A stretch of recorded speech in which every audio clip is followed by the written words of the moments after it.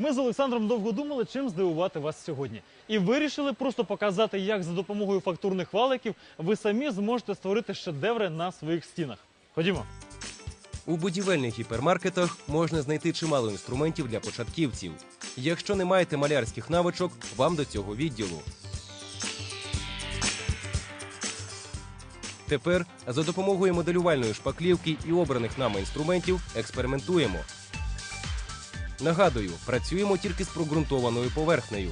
Варіант перший – за допомогою валика з ворсом і шпаклівки створюємо так званий ефект шуби. Жодних зусиль не потрібно. Просто вкривайте розчином поверхню. Завдяки ворсистості інструмента маємо незвичний ефект. Далі справа за пластиковим зубчастим шпателем. На щойно нанесеній шпаклівці можна створювати кола, квадрати, хвилі, словом, що завгодно.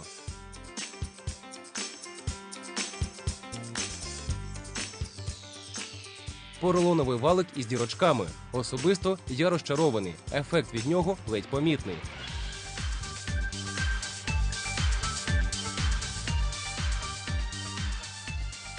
А тепер черга гумових. Як на мене, вони найефективніші. Наносите на поверхню тонким рівним шаром моделювальну шпаклівку і просто проводите зверху валиком. Якщо подобається, можна так і залишити, а як підсохне – пофарбувати.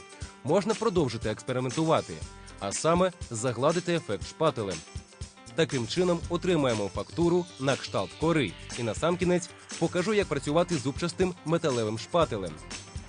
Проводите знизу вгору, отримаєте малюнок, схожий на хвилі. Змінюєте напрям руху, маєте оригінальний орнамент.